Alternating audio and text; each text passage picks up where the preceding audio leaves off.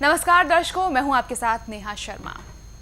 दर्शकों, 12 मई 2013 को संत रामपाल जी महाराज के करौथा आश्रम पर धर्म युद्ध के नाम पर जानलेवा हमला करने के लिए गांव करौथा में एकत्रित हुए आर्य समाज के लोगों तथा पुलिस के बीच मुठभेड़ में खूनी संघर्ष हुआ, जिसमें एक महिला सहित 3 लोगों की मौत हो गई। इस संघर्ष में पत्थर, लाठियों और फायरिंग पुलिस तथा आर्य समाज दोनों की तरफ से हुई। इस कांड का कारण जानने के लिए हमारी टीम ने रोहतक का दौरा किया और उपद्रव तथा खूनी संघर्ष का कारण जाना। तो आर्य समाज के लोगों ने संत रामपाल जी महाराज पर कुछ आरोप लगाए। दर्शकों, इसके बाद हमने संत रामपाल जी महाराज जी के सतलोक आश्रम बरवाला का दौरा किया तथा आर्य समाज द्वारा उनके ऊपर जो आरोप लगाए गए थे उन आरोपों का स्पष्टीकरण लिया। संत रामपाल जी महाराज ने बड़ी ही सहजता और सरलता से उन आरोपों के जवाब जनहित में हमारे सामने रखे। इसके लिए हम संत रामपाल जी महाराज का कोटि कोटि धन्यवाद करते हैं तथा अब जनता के सामने हर उस आरोप का जवाब रखते हैं जो संत रामपाल जी महाराज ने साधना टीवी को दिए। महाराज जी, आर्य समाज के लोगों का मानना है, आप जी कहते हैं कि महर्षि दयानंद की साधना वेद विरुद्ध थी। कृपया प्रमाण सहित बताइए। मैं अपनी तरफ से नहीं कहता, मैं प्रमाणित बातें करता हूँ।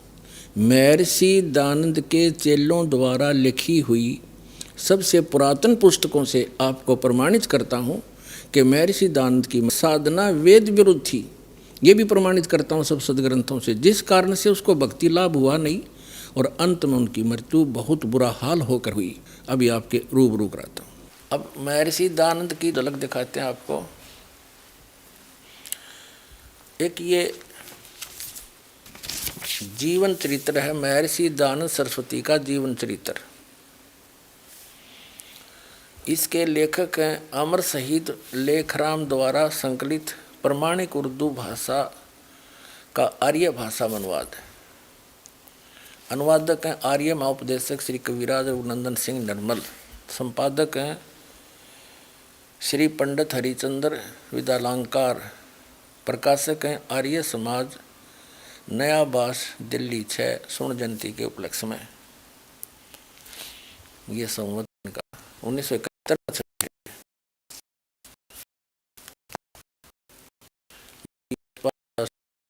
लिखा हुआ इसमें। अच्छा, ये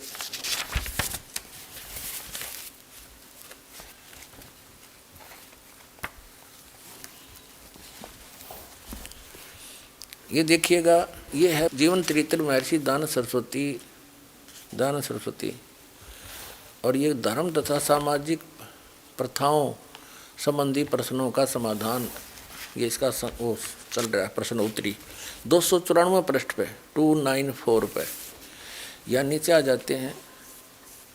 अब किसी ने प्रश्न किया कि संध्या 2 समय करनी चाहिए व 3 समय। उत्तर महर्षि दयानंद कहते हैं केवल 2 समय, प्रातः तथा सायं, 3 समय नहीं। ठीक है, महर्षि दयानंद कहता है 2 समय, प्रातः और सायं, 3 समय नहीं करनी चाहिए। ठीक है। फिर प्रश्न करता कहता है कि बार बार या प्रत्येक बार मंत्र जाप करना या परमेश्वर का नाम लेना चाहिए या नहीं, और जैसे ब्राह्मण 1,00,000 2,00,000 मंत्र या परमेश्वर के नाम का जाप और पुरस्चरण करते हैं, यह ठीक है व नहीं। उत्तर, पहचानना चाहिए। पहचानने का अर्थ करता है आगे चलकर आगे बताएं, पहचानना चाहिए। ठीक है। जप और पुरस्चरण करना कुछ आवश्यक नहीं, यानी जाप जूप करने की कोई आवश्यकता नहीं। फिर पूछा परमेश्वर का कोई रूप है व नहीं। महर्षि दयानंद उत्तर देते हैं उसका कोई रूप और रंग नहीं है, वह अरूप है, और जो कुछ इस संसार में दिखलाई देता है वह सब उसी का रूप है, क्योंकि केवल वह अर्थात वही एक सब का बनाने और उत्पन्न करने वाला है। इसके अब सुनते रहिए इसकी कलाबाजी। इसमें क्या कहा इसने कि 2 समय संध्या करनी चाहिए, 2 समय उपासना भक्ति 2 समय करनी चाहिए, 3 समय नहीं। और जाप करने की कोई आवश्यकता नहीं, बार बार जैसे 1,00,000 मंत्र कर लो, 2,00,000 कर लो, 1,000 कर लो, वो जप नहीं करने। बताओ। और वेद कहता है, यजुर्वेद अध्याय नंबर 40 के मंत्र नंबर 15 में लिखा, ओम कर्तु समर केलवे समर। और कर्तुम समर, ओम नाम का जाप काम करते करते सिमरन करो, विशेष कसक के साथ सिमरन करो, विशेष श्रद्धा के साथ। और मनुष्य जीवन का प्रथम कर्तव्य जाने का ओम नाम का जाप लगातार करो। यही परमेश्वर ने सूक्ष्म वेद में बताया है, स्वयं अपनी अमृतवाणी में स्वयं आकर जो बताते हैं तत्व ज्ञान। नाम उठत नाम बैठत नाम सोत जागवे, नाम खाते नाम पीते नाम से ती लागवे। यही गीता में प्रमाण है। गीता जी में 3 अध्याय के 7, 8, 9 में स्पष्ट किया है कि 3, 4 से लेकर 9 तक स्पष्ट किया है कि अर्जुन, यदि तू काम करते करते भक्ति कर। 8वें अध्याय के श्लोक नंबर 5 और 7 में गीता ज्ञानदाता कहता है कि अर्जुन तो युद्ध भी कर और मेरा ध्यान मेरा सिमरन भी कर, मंत्र भी जाप कर। तो और गीता अध्याय नंबर 3 के श्लोक 4 से लेकर 9 तक कहा कि परमात्मा की भक्ति कर, नहीं तो तेरा निर्वाह कैसे होगा। काम करते करते भक्ति भी कर, हठियो करके ना बैठे, काम करते करते सिमरन कर और भक्ति भी कर। हरियो ज्ञानी कहता है बोला नाम जाप करने की कोई आवश्यकता नहीं, केवल 2 बार 2 समय सुबह और शाम, बस बीच में हमने डंड पे लो। वाह भाई वाह, बड़ा बढ़िया ज्ञान बताया। अब वेद क्या बताते हैं, भगवान की 3 समय तो प्रार्थना स्तुति करनी चाहिए और बीच में अपना नाम जाप करना चाहिए। ये कंप्लीट प्रोसेस है, ये दास के पास उपलब्ध है, वर्तमान में किसी के पास नहीं है। अब दिखाता हूँ आपको, ये देखिएगा ऋग्वेद 2 भाग,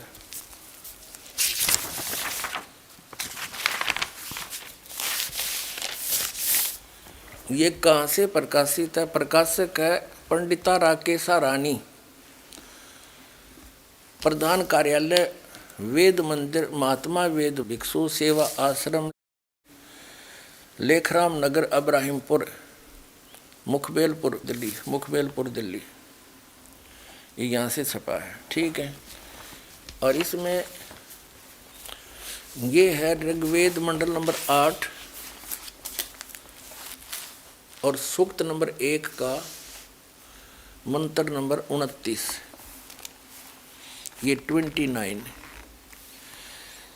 इसका अर्थ है कि व्यापक प्रभु वसो माने हे पृथ्वी पर बसने वाले व्यक्तियों, इसका अर्थ ये होना चाहिए सूर्य उदय के समय मेरी स्तुतियाँ, दिन के मध्य दिने मध्य में मेरी स्तुतियाँ और रात्रि होने पर भी मेरी स्तुतियाँ आप पुनः पुनः स्मरण करें। अब था यो मैं ऋषि दानद अज्ञानी, वेदों को सत्य माने और अपने अज्ञान समाज मानव समाज में घुसेड़ दिया। सारा वेद विरुद्ध ज्ञान। वेद बताते हैं 3 समय स्तुति करो, सुबह दोपहर को और शाम को। ये तो दास आपको बताता है।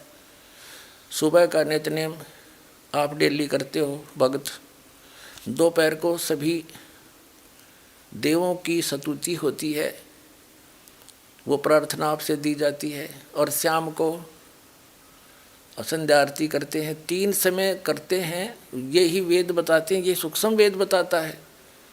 और मैं ऋषिदानंद कहता है ना 2 समय करनी, क्यों भांग के नजर रहे दाई ने कि कोई पूछा कि मैं बांट दे।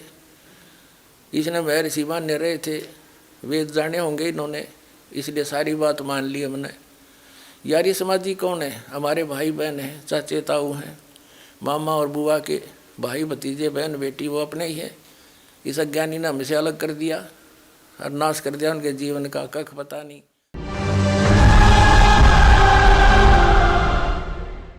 गरीबदास साहिब जी का मूल गांव है करौथा, जहाँ पर अपना एक छोटा सा आश्रम था, जो इन दुष्ट लोगों ने सुहाया नहीं, जिनकी रोजी रोटी बंद हुई थी झूठों की, और वहाँ झूठा प्रचार करके जनता को भ्रमित किया, मुख्यमंत्री को भ्रमित किया, क्योंकि वो भी आर्य समाजी है। दास के ऊपर झूठे आरोप लगा लगा के और झूठे केस में जेल में डाल दिया और उसको आश्रम को ग्रहण कर लिया। फिर भी परमात्मा कहते हैं कि साच को आंच नहीं होती। पुणात्मा, हाई कोर्ट ने हमारे हक में फैसला कर दिया। सन 2009 में मुख्यमंत्री आर्य समाजी और आर्य जो हमारा विरोध कर रहे थे, आर्य प्रतिनिधि सभा हरियाणा वाले, वो दोनों मिलकर सुप्रीम कोर्ट पहुंच गए। देख इनकी अकल मारी जा रही। कोई बात हो, अरे हम तो सत्य और असत्य की लड़ाई लड़ रहे हैं, ज्ञान और अज्ञान का झगड़ा, ज्ञान का जवाब ज्ञान से देना चाहिए। अब सुप्रीम कोर्ट में ऐसा मुंह पे थप्पड़ मार दिया परमात्मा ने उनके 8 वकील, 6 तो सरकार के, 2 उनके टॉप मोस्ट वकील कर रखे। हमारा ओरिजिनल वकील भी नहीं जा रहा था, उसको कोई काम हो गया अचानक, और परमात्मा के बच्चों को आश्रम दिवा दिया। इससे बड़ा चमत्कार पुण्यात्मा कोई नहीं हो सकता। अब भगवान से बाहर कौन जाएगा? ये जज क्या है? ये भी परमात्मा के रिमोट से चलते हैं, उसी के बच्चे हैं, उनकी बुद्धि उनके हाथ में है। 1 सेकंड में सच्चाई को ऊपर ला दिया। पुण्यात्मा, हमने उस आश्रम की आवश्यकता भी ना रही थी, क्योंकि वहाँ पर तुम्हारी गाड़ियाँ भी ना खड़ी हों सारी। जब आज हमारी व्हीकल चले जाओ, व्हीकल भी ना हो उसमें, वो तो ओडे रह गया। लेकिन इनकी जात का बेड़ा पट गया कि इसे मुख्यमंत्री होया करें। राजा को चाहिए दोनों तरफ की बात सुनकर जब डिसीजन लेना चाहिए। एक तरफ जुआ जुड़ जा, तो ये कलयुगी राजाएं हैं। पुराने राजाओं का आप हिसाब लाओ। रामचंद्र जी राजा थे अयोध्या के, वो किसी मंत्री या किसी अपने साथी की बात में विश्वास नहीं करते थे, भगवान से डरने वाले थे। यदि कोई ऐसी जटिल समस्या होती, वो स्वयं वेश बदल कर जाया करते थे और निष्कर्ष निकाल कर निर्णय लिया करते थे। राजकाल के राजा, उनकी पार्टी के 2 बात कह दे, फलाना ऐसा है, दकड़ा ऐसा है, कर दो उसका नाश। लेकिन हमारे साथ भगवान है, हमारा विरोध करने वालों का नाश हो जाएगा। भगवान के बच्चों का नाश आज तक हुआ नहीं, हर ना होगा।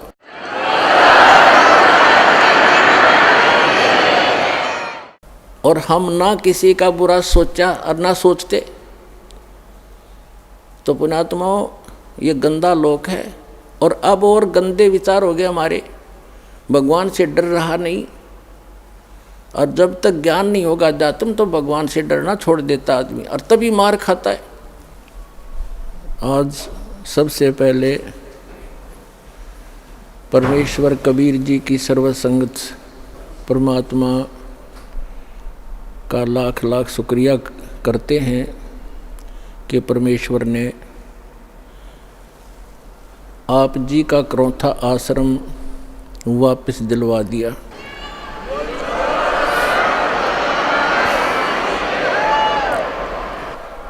न्याय मिला, भले ही देर से मिला। कहते हैं सत्य को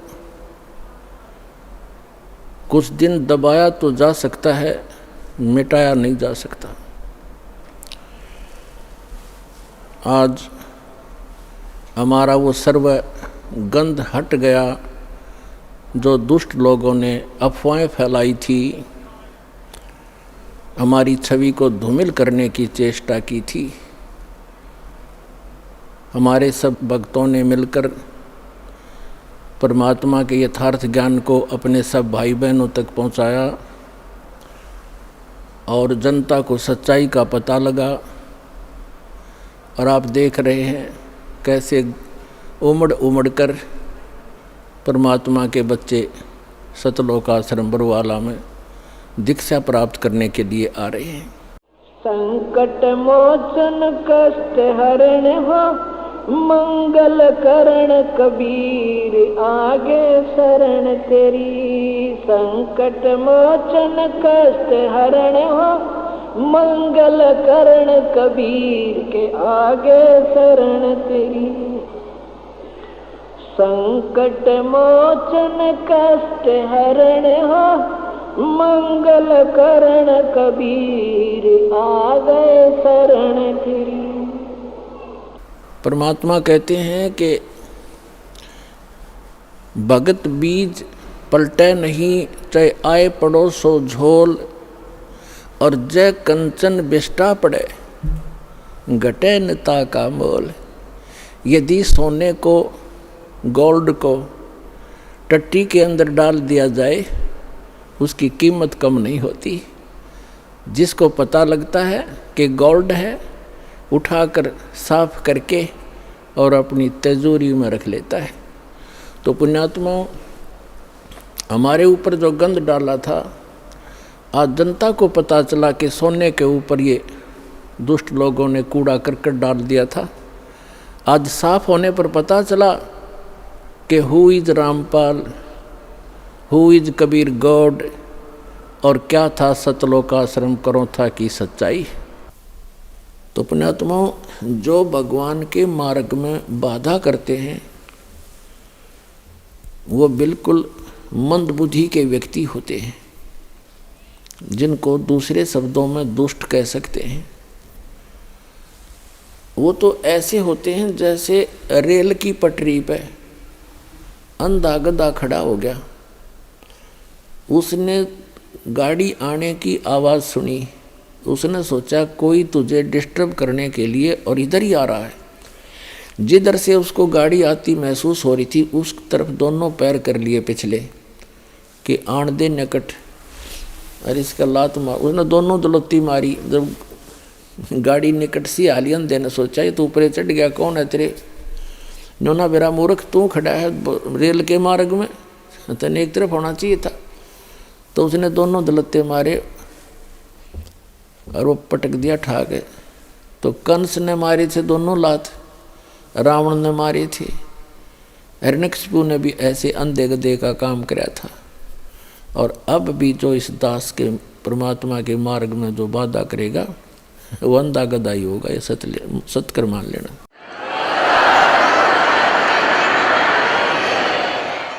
पुण्यात्माओं, दुष्ट लोगों का स्वभाव ही होता है दुष्ट कर्म करने का, और साधु संतों का काम होता है स्वभाव जो उनका होता है परमार्थ ही करने का। और कबीर साहब ने हमें शिक्षा भी दी है कि जो तोकू काटा बोवे ताको बो तू फूल, तो हे फूल के फूल हैं वाह को है त्रिशूल।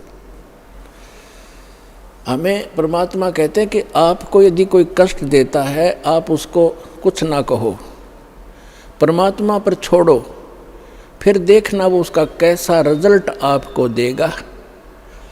जो तोकू काटा बोए वाको बो तू फूल, और तोहे फूल के फूल हैं वाको है त्रिशूल। वो तो विधान है परमात्मा का, जो जैसे कर्म करेगा उसको फल तो मिलेगा ही मिलेगा। अब पुण्यात्मा कहते हैं संत न छोड़े संतता, कोटिक मिलो असंत।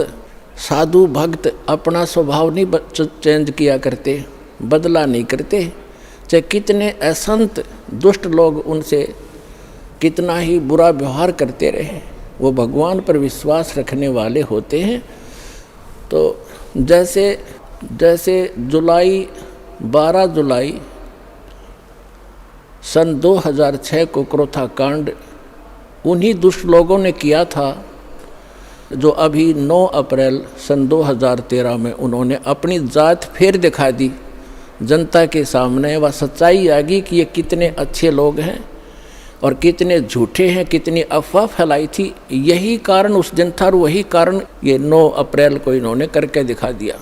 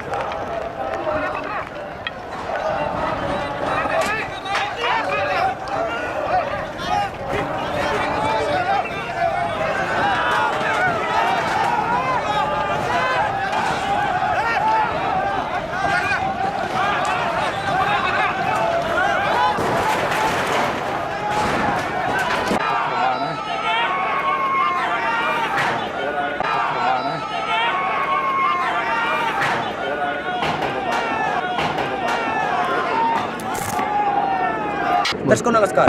आज हम उपस्थित हैं सतलोक आश्रम करोथा, जिला रोहतक, हरियाणा में। जैसे कि आप जानते हैं, संत रामपाल जी महाराज जी को परसों शाम को 5 बजे सतलोक आश्रम हैंडओवर करवाया गया था। पुलिस प्रशासन अच्छी तरह से जानता था कि संत रामपाल जी महाराज जी के साथ आर्य समाज के जो पदाधिकारी हैं, वह झगड़ा हो सकता है, लेकिन पुलिस प्रशासन ने इस तरफ कोई भी ध्यान न दे करके पुलिस प्रशासन मूक दर्शक बना बैठा रहा।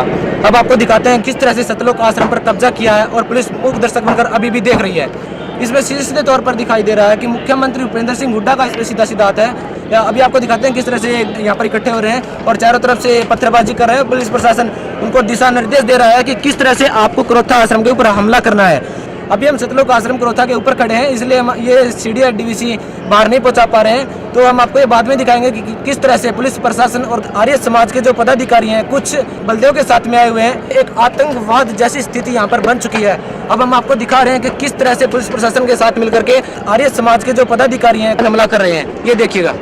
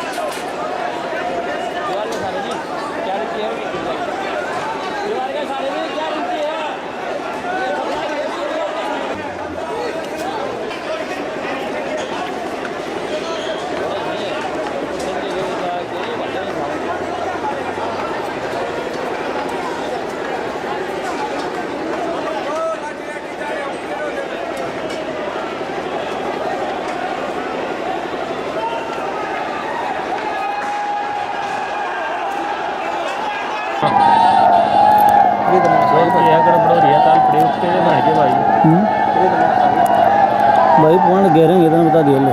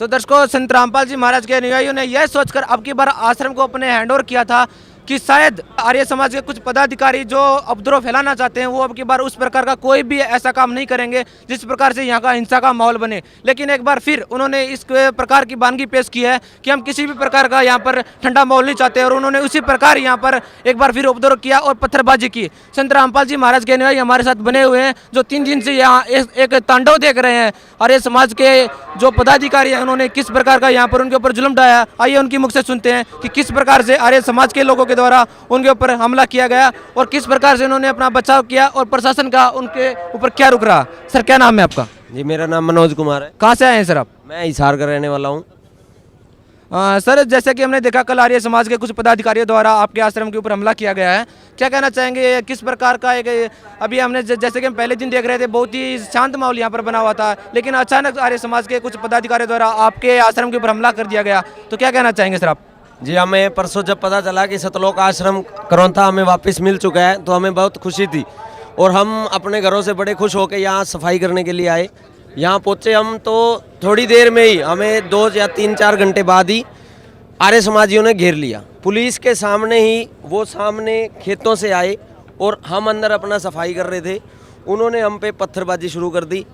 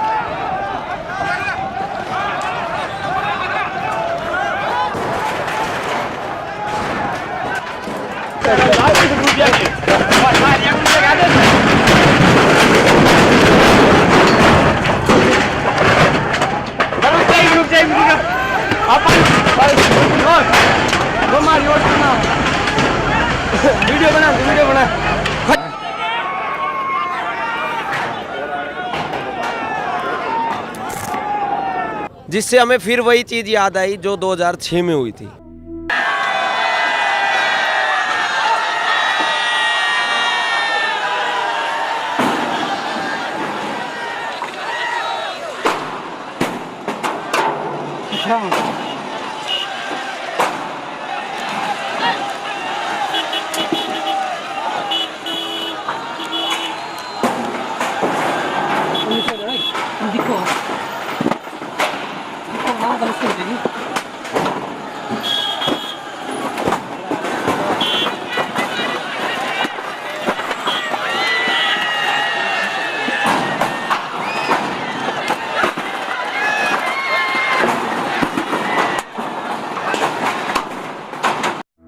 में लगे हुए थे, लेकिन ये लोग बदमाश हैं, एक नंबर के बदमाश हैं। थे आप भी चाहते तो हमला कर सकते थे, लेकिन आपकी तरफ से कोई रिस्पांस नहीं दी गया। आपने किसी भी प्रकार का कोई विरोध नहीं किया कि आप हमारे ऊपर पत्र करें, हम भी आपके ऊपर पत्र करेंगे। क्या कारण था कि आपने उनका विरोध नहीं किया? हम संत रामपाल जी महाराज जी के शिष्य हैं और उन्हीं के आदेश पे ही सब कुछ करते हैं। संत रामपाल जी महाराज के अनुसार ये भी हमारे भाई हैं। संत रामपाल जी ये कहते हैं कि ये जो पूरा जगत है उन्हीं एक परमात्मा के बच्चे हैं, हम सब एक भाई हैं। और उनके ये आदेश थे कि ये पत्थरबाजी करें या कुछ भी करें, हम कानून की कार्यवाही को देखेंगे। इसलिए हमने कोई पत्थरबाजी नहीं की। हम अंदर बैठे थे, आराम से सिर्फ गवर्नमेंट को देख रहे थे कि गवर्नमेंट क्या कर रही। अभी आप देख रहे हैं सतलोक आश्रम करौथा, जिला रोहतक, हरियाणा, जिसे हरियाणा सरकार ने 12 जुलाई 2006 को असंवैधानिक तौर पर धारा 145 के तहत अपने कब्जे में ले लिया था। उसी आश्रम को माननीय सुप्रीम कोर्ट ने 18 फरवरी 2013 को हरियाणा सरकार वारीय प्रतिनिधि सभा की याचिकाओं को खारिज करते हुए सतलोक आश्रम करौथा, जिला रोहतक, हरियाणा को संत रामपाल जी महाराज को वापस सौंप दिया। अभी आप देख रहे हैं 20 मार्च 2013 को धनौली गौशाला, जिला जींद में स्थित है, जहां पर मुख्यमंत्री हरियाणा के साथ दोनों उपद्रवकारी बैठे दिखाई दे रहे हैं।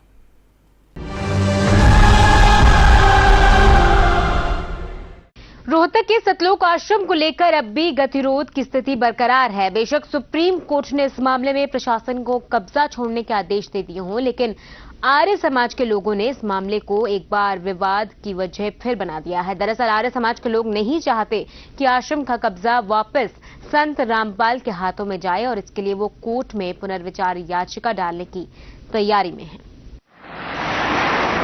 रोहतक के सतलोक आश्रम का मामला सुप्रीम कोर्ट के फैसले के बाद भी सुलझता नहीं दिख रहा है। दरअसल आर्य समाज के लोग अब भी इस बात पर अड़े हैं कि वो आश्रम पर दोबारा संत रामपाल का कब्जा नहीं होने देंगे। सोमवार को इन लोगों ने रोहतक में बकायदा पंचायत कर इस बात का ऐलान कर दिया। सभी धार्मिक संगठनों को पत्र आए थे, इसलिए थी कि रामपाल पुनः करौथा आश्रम में आने का प्रयास कर रहा है। निर्णय ये लिया गया उसको यहाँ पर नहीं आने देंगे। गौरतलब है कि जुलाई 2006 में विवाद के बाद प्रशासन ने करौथा के सतलोक आश्रम को सीआरपीसी की धारा 145 के तहत अपने कब्जे में ले लिया था, जिसके बाद बंदी छोड़ भक्ति मुक्ति ट्रस्ट की ओर से इसे हाईकोर्ट में चुनौती दी गई। 2009 में हाईकोर्ट ने प्रशासन को आदेश दिए कि वो आश्रम ट्रस्ट को सौंप दे। हाईकोर्ट के निर्णय को सरकार और आर्य प्रतिनिधि सभा ने सुप्रीम कोर्ट में चुनौती दी। 18 फरवरी 2013 को सुप्रीम कोर्ट ने सरकार की याचिका खारिज कर दी, लेकिन आर्य समाज के लोग अब भी मानने को तैयार नहीं हैं और फिर से कोर्ट का दरवाजा खटखटाने की बात कह रहे हैं। करौथा के सतलोक आश्रम के विवादित संत रामपाल ने आर्य समाज के धर्म गुरुओं की किताबों पर विवादित बातें अपने प्रवचनों के दौरान कही थी, जिसके बाद से ही संत रामपाल आर्य समाज के लोगों को फटी आंख नहीं भाते हैं। यही वजह है कि आश्रम की जमीन से आर्य समाज के लोगों का बेशक कोई लेना देना नहीं है, लेकिन फिर भी वो इसे अपनी मूंछों की लड़ाई समझ रहे हैं। पीटीसी न्यूज हरियाणा के लिए रोहतक से अनुज नरवाल की रिपोर्ट। पुलिस के सहयोग से उपद्रवकारी आचार्य बलदेव अपने साथियों सहित आश्रम पर हमला करने आते हुए और बुलेटिन की शुरुआत रोहतक की खबर के साथ, जहां सतलोक आश्रम में एक बार फिर बवाल हो गया है। दरअसल 2 दिन पहले ही प्रशासन ने सुप्रीम कोर्ट के आदेश पर इस आश्रम को संत रामपाल को सौंप दिया था और इसी से खफा आर्य समाज के लोगों ने आज आश्रम पर धावा बोल दिया है। आश्रम पर जमकर पथराव हुआ है और इस वक्त भारी पुलिस बल मौके पर तैनात है। रोहतक का ये वही करौंथा आश्रम है जो मंगलवार को एक बार फिर जबरदस्त हंगामे का गवाह बना। दरअसल आर्य समाज के लोगों को ये बात कतई रास नहीं आ रही थी कि सतलोक आश्रम वापस संत रामपाल के हाथों में आ गया है। लिहाजा मंगलवार को इन लोगों ने आश्रम पर हमला बोल दिया। इन लोगों ने चारों तरफ से आश्रम को घेर लिया और जमकर पथराव किया। बता दें कि सतलोक आश्रम पर कब्जा पाने के बाद संत रामपाल के लगभग 3000 भक्त आश्रम में आ चुके हैं। इनमें महिलाएं और बच्चे भी शामिल हैं। आर्य समाज के लोगों के हमले के बाद ये लोग आश्रम में ही कैद हो गए थे, यानी हालात 2006 जैसे बनते नजर आ रहे हैं। पिछले बार भी ऐसे ही किया था इन्होंने, हमारे को 7 दिन बंधक बना के रखा था। 7वें दिन हमला करके हमारे को जेल में डाला था और हमारे ऊपर जितने मिथ्या आरोप लगाए थे, आपको पता ही है, सारा मीडिया जानता है कि वो आज कोई भी उसके अंदर से कोई सिद्ध नहीं कर सके ये। और आश्रम हमारे को सुप्रीम कोर्ट ने दिया है। पहले हाई कोर्ट के आदेश को इन्होंने नहीं माना, फिर सुप्रीम कोर्ट में हम गए। सुप्रीम कोर्ट के आदेश को अगर नहीं मानते तो क्या है ये। फिलहाल पुलिस ने गुस्साए आर्य समाज के लोगों को मनाने का लगातार प्रयास कर रही है, लेकिन ये किसी भी कीमत पर मानने को तैयार नहीं है। ऐसे में पुलिस इनके आगे बेबस दिखाई दे रही है। माननीय अदालत के आदेश की पालना करिए और इनको हम समझा के जितना भी होगा इनको भी यहाँ से जो ना अंदर से क्राउड कम करेंगे। लेकिन अब हम ये आप हमारी पोजीशन समझे, हमने माननीय आदेश के कोर्ट के आदेश की पालना की है और कल हम आपके साथ बैठ के आप एक कमेटी बना लें, हम आपके साथ बैठ के।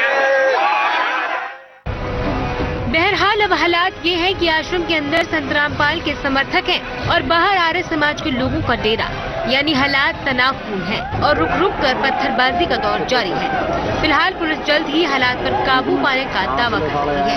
पीटीसी न्यूज हरियाणा के लिए रोहतक से अनुज नरवाल की रिपोर्ट। उपद्रवकारी ब्रह्म प्रकाश अपने साथियों सहित सतलोक आश्रम करौंथा पर हमला करने आते हुए। अभी आप देख रहे हैं सुप्रीम कोर्ट के आदेशों के बावजूद स्थानीय प्रशासन ने 45 दिन तक आश्रम नहीं सौंपा। अभी आप देख रहे हैं 7 अप्रैल 2013 को सुप्रीम कोर्ट के आदेशों के अनुसार प्रशासन ने आश्रम ट्रस्ट को सौंप दिया, लेकिन आश्रम को वापस अपने कब्जे में करने के लिए सुनियोजित नीति के तहत कार्य करना शुरू कर दिया। जैसा कि आप देखेंगे विभिन्न समाचार पत्रों की फोटोकॉपी।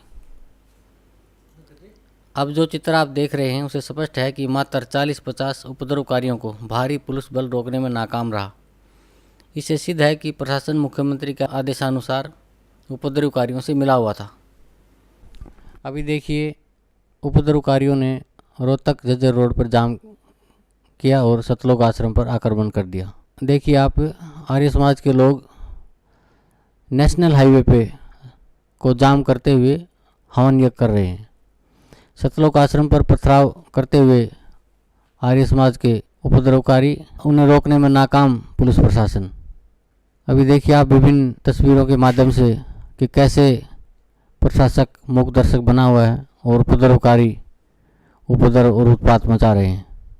अभी देखिए करौथा आश्रम के बाहर डटे आर्य समाजी और पथराव। और दूसरी तस्वीर में आप स्पष्ट देख रहे हैं आचार्य बलदेव अपने साथियों सहित हाईवे पर हवन यज्ञ करते हुए।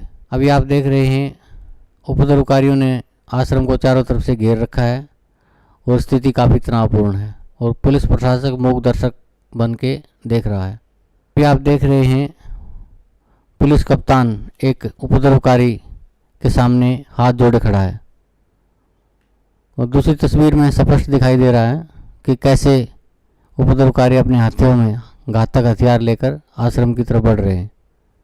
अभी आप देखिए हाथों में खुलेआम हथियार लेके प्रदर्शन कर रहे हैं। अभी देखिए उपद्रवकारियों ने हाईवे को जाम किया हुआ है और आते जाते राहगीरों के साथ हाथापाई कर रहे हैं। अभी देखिए आर्य प्रतिनिधि सभा ने आश्रम पर किया पथराव। अभी आप देख रहे हैं आर्य प्रतिनिधि सभा ने रोहतक झज्जर हाईवे को जाम कर रखा था और आश्वासन पर आधी रात को उन्होंने जाम खोला।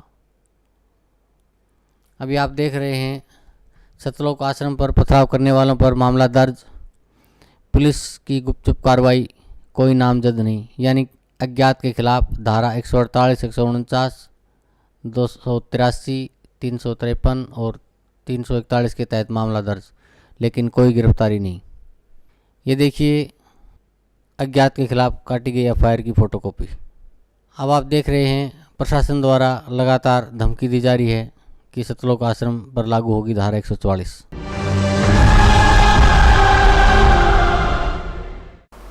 आप परमात्मा पे विश्वास रखना। संत साधु कभी किसी का बुरा नहीं सोचते, ना करते और ना ही सोचना चाहिए। परमात्मा से कोई चीज़ छुपी नहीं है। यदि हम भगवान से डरने वाले हैं और हम परमात्मा कबीर जी को परमात्मा मानते हैं तो भगवान भगवान वाले काम किया करता है। आपने बहुत शांति रखनी पड़ेगी। उन दुष्टों का तो नाश होया पड़ा है, उनका तो पतन हो रहा है। वो चाहते हैं कि आपका भी नाश कर दें झगड़ा वगड़ा करके। आपने जो संयम दिखाया 9 अप्रैल सन 2013 में करोथा के अंदर, मेरी आत्मा गदगद कर दी। बच्चों, तुमने साधुता दिखाई और आगे भी इतना संयम रखना। कहते हैं हस्ती डर माने नहीं जो स्वान भुकाही, और शीश महल को देख के वो भौंक भौंक मर जाएं। हाथी कभी भी कुत्ते भौंकते रहो उनकी परवाह नहीं करता, क्योंकि वो उसको हानि कर नहीं सकते। और जो कुत्ते होते हैं वो अपने दोष अपने जैसा ही, शीशे के महल में कहीं शीशे का महल बना हो, वो उस दर्पण के अंदर, उस शीशे के अंदर अपनी शक्ल देखकर सामने वाले को एक दुष्ट विरोधी मानकर वो कुत्ता अपनी ही परछाई सामने जो तस्वीर दर्पण में दिखती है उसकी तरफ भागता है भौं भौं करके कि तुझे मार डालूंगा, तू गंदा कैसे आ गया यहाँ पर। और वो होता है उसका स्वरूप। तो कहते हैं वो कुत्ता उस शीशे के महल में अपनी ही शक्ल देख देख कर भौंक भौंक के मर जाएगा। इसी प्रकार जो दुष्ट लोग हैं वो अपना गंध साधु संत और भक्तों में अपनी ही परछाई देखा करते हैं। चोर को चोर ही नजर आते हैं, संत को संत ही नजर आते हैं। एक चोर किसी शरीफ व्यक्ति के घर पर रुक गया यात्री बनकर। अब उस शरीफ व्यक्ति ने उस चोर को अपने घर के बीच में सुलाया, एक नेक आदमी मानकर। घर वाला सो गया निश्चिंत होकर के, खाना खुना खिला के, और चोर रात्रि में चोरी करके चला गया। अब उस नेक व्यक्ति को, वो स्वयं नेक था, उसको चोर दिखाई नहीं दिया वो, और एक शरीफ व्यक्ति चला गया चोर के घर पे। यात्री रात्रि में रुक गया। अब वो चोर सारी रात जागता रहा कि कहीं ये रात ने तेरी चोरी ना कर ले। और वो शरीफ आदमी खा के खाना सामने सोया था और सुबह आराम से उठा, और चोर सारी रात जागता रहा कहीं ये रात ने चोरी ना कर ले जा, क्योंकि उस शरीफ व्यक्ति में वो दुष्ट चोर अपनी ही परछाई देख रहा था, अपना ही दोष देख रहा था। तो इसी प्रकार जो इस दास का विरोध कर रहे हैं और उस दास पर जो ऐसे आरोप गंदे लगाए झूठे, वो स्वयं ही ऐसे थे। और पुण्यात्माओं, आप देख रहे हो करोथा आश्रम सरकार के पास रहा 7 वर्ष, उसको लुटवा दिया, करोड़ों की संपत्ति भक्तों के दान का नाश करवा दिया, सारा लुटवा दिया।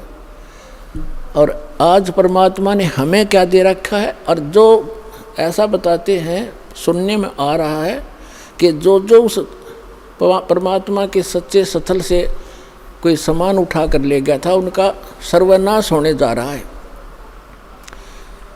एक ने बताया कि एक हमारे गांव में उठा कर ले गया था पुलिस वाला, तो उसके पुत्र का विवाह हुआ। वो लड़की ने आकर देखा कि तुम ये चोरी का सामान एक संत के दरबार का उठा कर लाए हो। वो लड़की उनको तलाक दे दिया कि मैं तुम्हारे जैसे दुष्टों के घर पर नहीं आऊँगी। 2 महीने के बाद उसका अपना पुत्र विष खाकर मर गया, इकलौता पुत्र था, उसका सर्वनाश हुआ। तो पुण्यात्माओं, हम किसी को बद्दुआ नहीं देते, लेकिन भगवान का जो तराजू है वो एररलेस है। मन तू पावेगा अपना किया रे, भोगेगा अपना किया रे। अब जैसे एक बिच्छू दरिया में बहता हुआ आ रहा था और एक संत भक्त स्नान कर रहा था दरिया में। उसने देखा ये जीव डूबेगा, मरेगा। उसने ऐसे हाथ में उठाया, उसको बाहर फेंकना चाहा। बिच्छू ने डंक मारा और पानी में गिर गया। उसने फिर उठाया, उसने फिर डंक मारा और पानी में उछल गया। उसने फिर उठाया, उसने फिर डंक मारा और कुछ देर में फिर उसने दोनों हाथों से पानी समेत ही उसको पटरी पर फेंक दिया। एक आम व्यक्ति खड़ा खड़ा देख रहा था, कहने लगा, रे भले आदमी, तेरे तो हाथ पर डंक मार रहा है, तू इसको बचाने की चेष्टा कर रहा है, मरने दे, इसको बहने देता। तो उस भक्त ने कहा कि ये अब इसका स्वभाव है ये, और मेरा स्वभाव है ऐसा। हमारा परमार्थ करने का स्वभाव है और बिच्छू का डंक मारने का स्वभाव है। जब ये अपना स्वभाव नहीं छोड़ सकता तो मैं कैसे छोड़ दूं? तो पुण्यात्माओं, जो दुष्ट लोग हैं वो तो बिच्छू हैं, वो तो डंक मारते रहेंगे।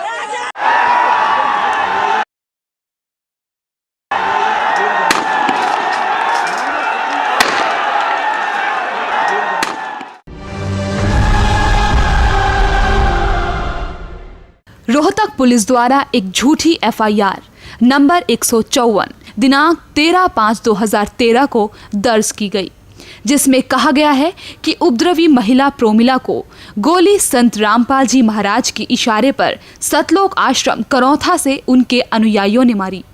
जबकि 12 मई 2013 को एफआईआर क्रमांक 152 में जो उपद्रवियों के खिलाफ काटी गई है, उसमें स्पष्ट है कि आज सुबह 9-10 बजे के आसपास आचार्य बलदेव राज के नेतृत्व में कुछ महिलाओं तथा पुरुषों ने गोलियों, लाठियों तथा अवैध असला से पुलिस पर जानलेवा हमला किया तथा आगजनी की, जिसमें पुलिस ने भी आत्मरक्षा के लिए फायरिंग की, जिसकी पुष्टि घटनास्थल पर उपस्थित रोहतक के पुलिस कप्तान विवेक शर्मा ने मीडिया को दिए साक्षात्कार में भी की है।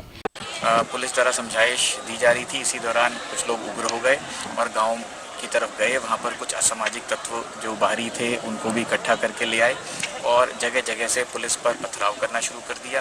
उनके पास अवैध असले थे, पुलिस की तरफ एम्ड फायर किया गया। इसी दौरान भारी आगजनी क्राउड के द्वारा की गई, जिसमें कई बसें और एम्बुलेंस, वाटर टैंकर, पुलिस की निजी मोटरसाइकिल जो हमारी फोर्स आई हुई थी वो जला दी गई और एक ठेका था शराब का, उसको भी जला दिया गया और भी काफ़ी सरकारी संपत्ति को नुकसान पहुंचाया। इतनी आर्सन हुई, लॉलेसनेस हुई, पुलिस पर भारी फायरिंग हुई। इसके चलते पुलिस ने भी जवाबी अपनी कार्रवाई करी और जिसमें कुछ असामाजिक तत्व जो हैं वो घायल भी हुए हैं। अभी इसमें we are taking stock of the situation. यहाँ पर आश्रम की सिक्योरिटी हमारा इस समय यहाँ पर मेन अभी टास्क है। इसके चारों तरफ पुलिस तैनात है और जैसे ही कोई और इनपुट आएगी घायलों के बारे में, पुलिस के भी काफ़ी कर्मचारी घायल हुए हैं। एक काफ़ी क्रिटिकल भी है हमारा सब इंस्पेक्टर की भी गोली लगी है, तहसीलदार भी काफ़ी घायल हैं, नायब तहसीलदार को भी चोट लगी है। काफ़ी ज़्यादा मात्रा में पुलिस की तरफ से भी घायल हुए हैं और गाँव वालों को भी चोटें आई हैं, जिसकी कवरेज मौके पर मौजूद मीडिया कर्मियों द्वारा की गई, जिसका लाइव टेलीकास्ट भी किया गया कि प्रदर्शनकारियों तथा पुलिस मुठभेड़ के दौरान हुई गोलीबारी में एक प्रोमिला नाम की महिला सहित 3 लोगों की मौत हो गई, जिसकी एक झलक आपके सामने प्रस्तुत कर रहे हैं।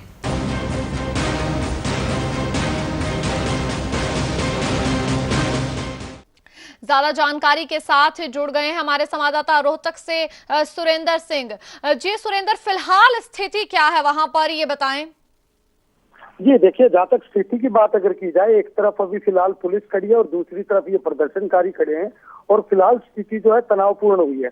और अभी कुछ देर पहले एक एम्बुलेंस यहाँ पर आई थी, उसको भी इन लोगों ने तोड़ दिया है और उसमें आग लगा दी है। जी सुरेंद्र, कितने लोग घायल हुए और कितने पुलिसकर्मी भी घायलों में शामिल हैं?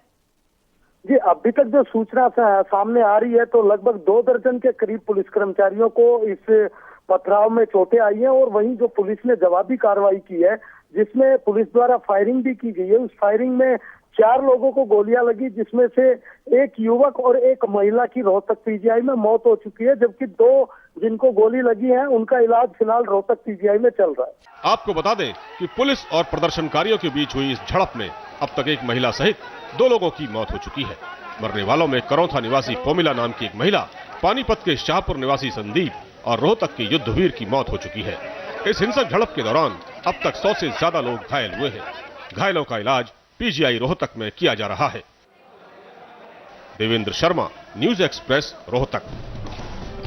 हादसे में और क्या गोली लगी है उस शख्स को, क्या हुआ है, हमारे संवाददाता सुरेंद्र हमारे साथ जुड़ गए हैं। सुरेंद्र, जिस शख्स की मौत हुई है, जिसकी आधिकारिक पुष्टि हो चुकी है, क्या उसको गोली लगी थी?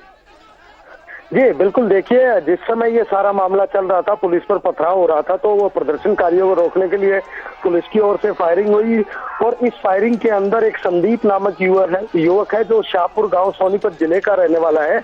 उसकी गर्दन में गोली लगी और उसको तुरंत पीजीआई में ले जाया गया, जहां पर उसको मृत घोषित कर दिया गया। वहीं जो करौथा गाँव है जहाँ ये सारी घटना हुई है, वहाँ की एक महिला प्रोमिला, उसको भी गोली लगी, उसे रोहतक पीजीआई ले जाया गया, वहाँ उसकी भी मौत हो चुकी है।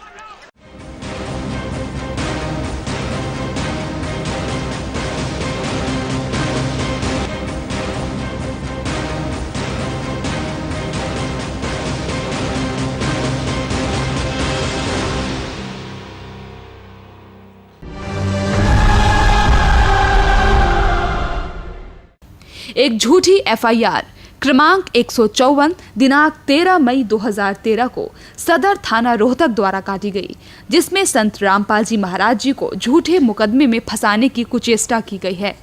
जबकि संत रामपाल जी महाराज घटना स्थल करौथा जिला रोहतक से 120 किलोमीटर दूर सतलोक आश्रम बरवाला जिला हिसार में प्रतिमाह आयोजित होने वाले समागम में सत्संग प्रवचन कर रहे थे। सतलोक आश्रम बरवाला में लगे सीसीटीवी कैमरों में भी संत रामपाल जी महाराज की उपस्थिति दर्ज है। इससे स्पष्ट है कि संत रामपाल जी महाराज को फंसाने के लिए झूठा मुकदमा बनाया गया है।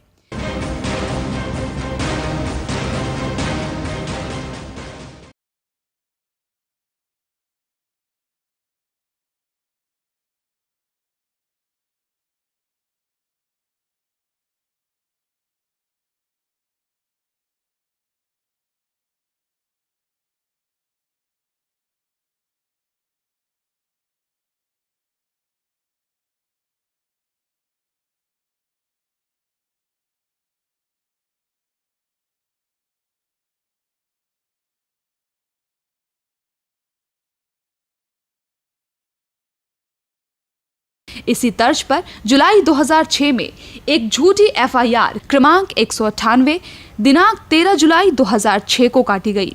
इसमें भी संत रामपाल जी महाराज पर झूठे मुकदमे बनाकर जेल में डाला गया था।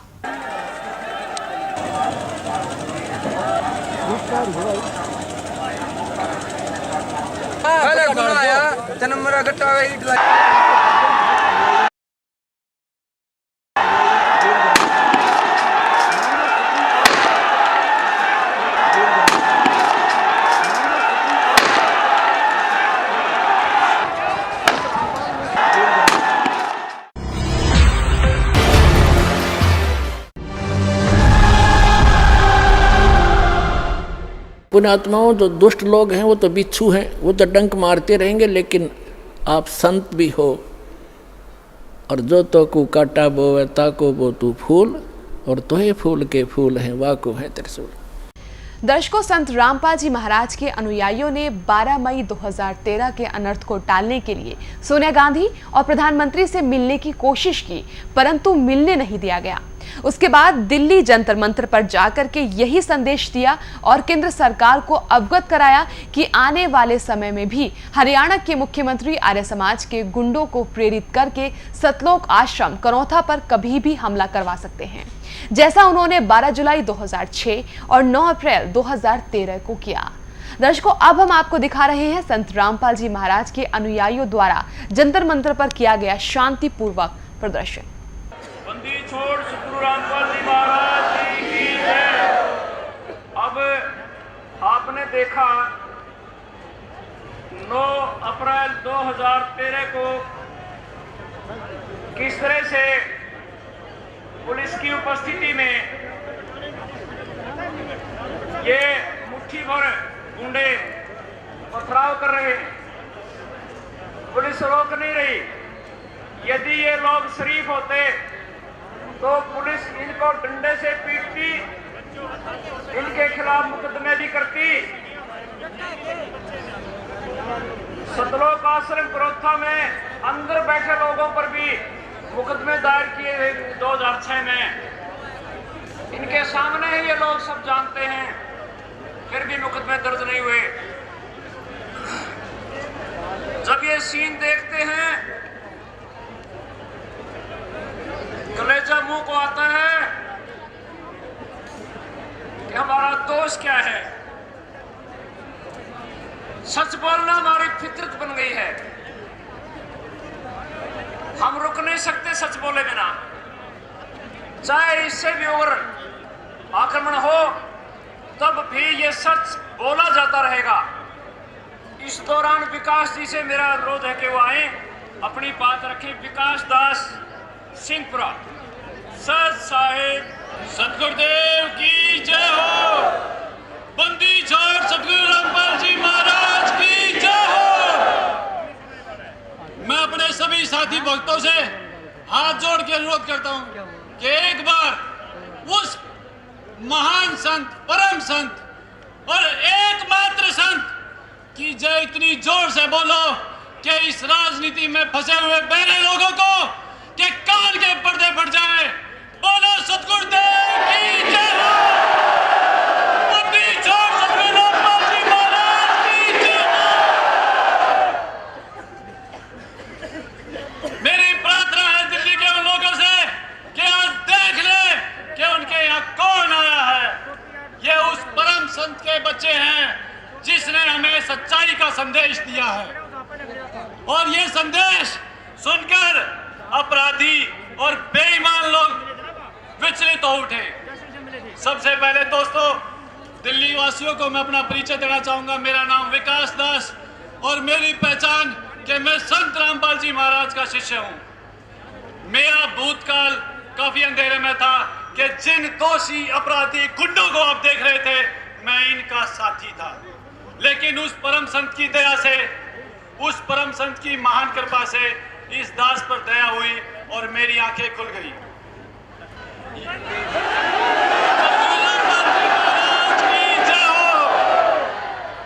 ये आचार्य बलदेव और ये तमाम भगवा और सफेद कपड़े पहने हुए लोग झूठे और बेईमान हैं। ये सब जानते हैं कि सच्चाई क्या है, लेकिन अपने पद और प्रतिष्ठा और झूठी शान के लिए बार बार उस संत के परम बच्चों के साथ ये गुस्ताखियां करते हैं। 2006 12 जुलाई 2006 करौथा कांड इनकी साजिश का नतीजा था। इन लोगों ने सोची समझी चाल के तहत आश्रम करौथा की सच्चाई पर हमला किया, लोगों को झूठी बातों से भड़काया और एक व्यक्ति का खुद इन्होंने कत्ल किया। यह सच्चाई है कि उस व्यक्ति की मृत्यु पहले भी आपको वक्ता बता चुके हैं कि बिल्कुल नजदीक से की गई। इनकी साजिश और उस परम संत जिसका चरणामृत बहुत मुश्किलों से बहुत जन्मों की भक्ति के प्राप्त होता है, इन गुंडे लोगों ने उनको 22 महीने के लिए जेल में डाल दिया। यह दुर्भाग्य है इस भारतवर्ष का, यह दुर्भाग्य है इस स्वतंत्रता का दावा करने वाले लोगों का। कल ये दिल्ली वासी ये ना कहे कि हमें किसी ने बताया नहीं। आज ये तमाम इतनी जनसभा शायद आज से पहले कभी दिल्ली में हुई नहीं, जंतर मंतर पर आगे कभी नहीं होगी। ये भीख मांगने के लिए नहीं आए, ये जगाने के लिए आए हैं कि सच्चाई का साथ देने की अगर हिम्मत है तो आओ संत रामपाल जी महाराज के साथ। एक अकेला प्रहलाद हिरण्यकश्यप के राज से नहीं दबा था। यह तो प्रहलाद और मीराओं की गिनती नहीं है। ये भूपेंद्र हुड्डा जालिम से दबने वाले नहीं है। और भूपेंद्र हुड्डा अपने कान खोल के सुन ले, भक्तों को कुचलने की ताकत आज से पहले किसी राजा में हुई नहीं और आगे कभी होगी नहीं।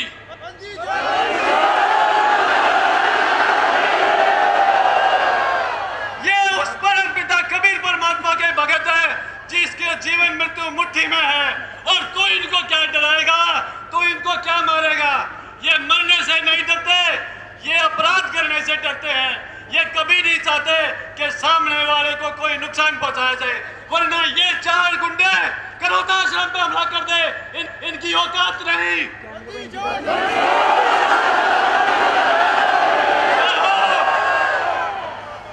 हमारे जो अंदर भगत बैठे थे वो भगत इनसे गिनती में ज्यादा थे, वीरता में ज्यादा थे, और वो सभी डर से परे थे। लेकिन एक डर उनके ऊपर सर्वोपरि है कि वो उस परम पिता से डरते हैं और वो उस परम पिता के न्याय पर विश्वास रखते हैं। नहीं तो इनकी ताकत नहीं। आज हम ये भीख मांगने नहीं, प्रेस मीडिया और दिल्ली के लोगों को सच्चाई उजागर करने आए हैं कि जो यह सच्चाई और स्वतंत्रता का दम भरते हैं, उनके राज में भक्तों के साथ क्या हो रहा है। राजनीति राज नहीं चाहते हम राज नहीं चाहते, हमें किसी राज की इच्छा नहीं। हम उस परमात्मा की शांति से बैठकर भक्ति करना चाहते हैं। लेकिन भूपेंद्र हुड्डा हमें भक्ति करने नहीं देना चाहता। वो ये चाहता है कि हम सड़क पर आंदोलन के लिए उतारू हो जाए, लेकिन हम व्यवस्थित है, हमारा मार्ग निश्चित है और हम उससे भटकने वाले नहीं। भूपेंद्र हुड्डा तेरे 1000 जुल्म सहेंगे, लेकिन तू उस न्याय से डर जो परमात्मा करेंगे।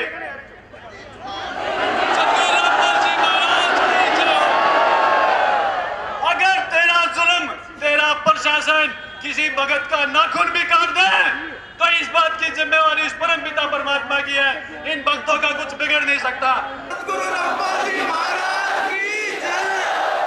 भूपेंद्र हुड्डा ये अत्याचार बंद कर दे, वरना तेरा आने वाला समय उसकी बुराई वो कहीं नहीं जा सकती, पितरे पाप के गत में चला जाएगा कि उसका अंदाजा नहीं। और ये चारे बलदेव, ये सब किराए के गुंडे कितने दिन तू इनके बस में खैर मनाएगा।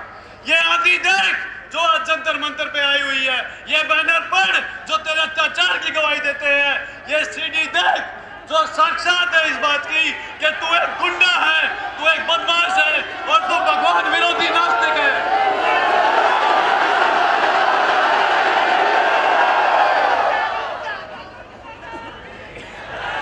2006 में आश्रम पर हमला करवाया गया। हमला होने के बाद आश्रम में के अंदर अनुयायियों को और परम संत को 22 महीने जेल में भेजा गया और सतलोक आश्रम करोथा को सील कर दिया गया। मैं जानना चाहता हूं उन सभी कानून के सलाहकारों से, जानकारों से कि कौन सा अधिकार, किस अधिकार के तहत उन्होंने करोथा आश्रम को सील कर दिया। धारा 145 कानून के जानकार नहीं सभी लोग ये जानते हैं कि उस भूमि पर लगती है जो भूमि विवादित हो। अगर कल झगड़ा जंतर मंतर पे हो जाएगा तो जंतर मंतर सील नहीं होगा। सील होंगे तो वो लोग सील होंगे जिनका झगड़ा हुआ था, और दोनों ही पक्ष के लोग, चाहे किसी भी प्रकार का मुकदमा बने, वो वहां बनेगा। लेकिन बिल्कुल अनहोनी और अन्याय हुआ करोथा आश्रम में कि उस आश्रम को सील कर दिया गया। अगर लाल किले में झगड़ा हुआ तो क्या लाल किले को सीज कर दोगे? और अंदर बैठे शांतिपूर्वक अपना सत्संग सुन रहे लोगों पर आक्रमणकारियों ने गोलियां चलाई और गोलियां चलाने वालों को 50-50 हजार नकद इनाम दिया गया और उन तमाम भक्तों को जेल में डाल दिया गया। भक्तों को दौड़ा दौड़ा कर पीटा, ये मैं नहीं कहता, ये मीडिया कहता है। संत रामपाल जी के अनुयायियों को दौड़ा दौड़ा कर पीटा। ये अक्षर जब मैं पढ़ता हूं तो खून खोल उठता है कि उनका कसूर क्या था कि उनको दौड़ा दौड़ा कर पीटा। उनकी डीगल में दुकानें फूंक दी जाती है, उनके करोता में ट्रैक्टर फूंक दिए जाते हैं। क्या किया हरियाणा प्रशासन ने, क्या किया हरियाणा सरकार ने? मैं आज जवाब चाहता हूं इस जंतर मंतर की स्टेज के माध्यम से कि आज 7 साल बीत जाने के बाद भी क्या किसी प्रशासन के इंसान ने हमारी सुध ली, लेकिन इस उद्देश्य से कि दोबारा करोथा आश्रम को कैसे लूटा जाए। दोस्तों, मैंने पढ़ा इतिहास में कि गजनी ने सोमनाथ के मंदिर को बुरी तरह से लूटा और कई बार लूटा, लेकिन आज मुख्यमंत्री हरियाणा भूपेंद्र हुड्डा गजनी से भी बड़ा लुटेरा है, जिसने करोथा आश्रम को बेदर्दी से लूटा। और इस बात की गवाह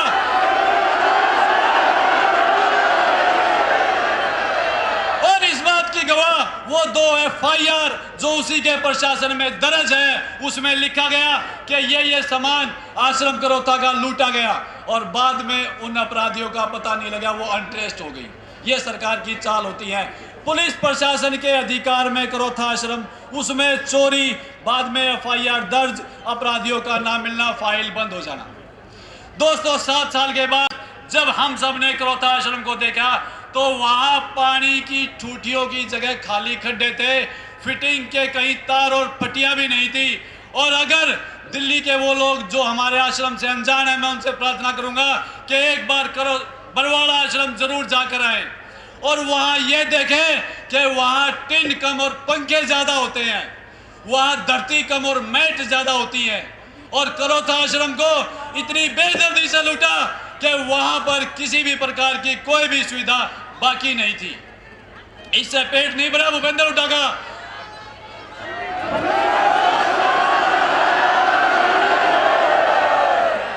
नवंबर 2009 में आदरणीय हाई कोर्ट ने आदेश दिया कि करोथा आश्रम की संपत्ति उसके मालिकाना हक भक्ति मुक्ति ट्रस्ट को सौंप दी जाए, लेकिन कहा अभी लूटना बाकी था। इसी चाल के चलते हुए उन्होंने सुप्रीम कोर्ट में एक याचिका दर्ज की कि हाई कोर्ट के निर्णय को चैलेंज कर दिया। 2.5 साल तक हमें आर्थिक और मानसिक रूप से सुप्रीम कोर्ट में धक्के दिलवाए भूपेंद्र सिंह हुड्डा ने, लेकिन न्यायालय हमेशा सर्वोच्च न्यायालय का फैसला सिर माथे पर। 18 फरवरी 2013 को संत रामपाल जी महाराज की दया से वो दिन आया कि माननीय सुप्रीम कोर्ट ने वो याचिका खारिज कर दी और हाई कोर्ट के निर्णय को जारी रखा कि आप करोथा आश्रम को भक्ति मुक्ति ट्रस्ट को सौंप दें। भक्तों में खुशी की लहर दौड़ गई।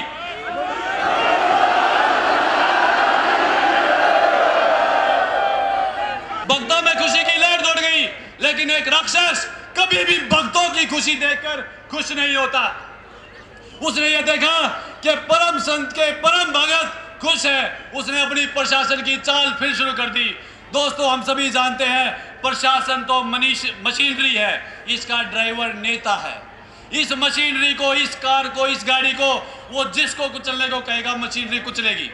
प्रशासन ने जोड़ तोड़ शुरू किए और हमारे भक्तों के 45 दिन लगातार धक्के खाने के बाद और प्रशासन की प्रत्येक चाल उस परमात्मा कबीर साहिब की दया के कारण नाकाम होते हुए 7 अप्रैल 2013 का वो ऐतिहासिक दिन आया जिस दिन हमें अपना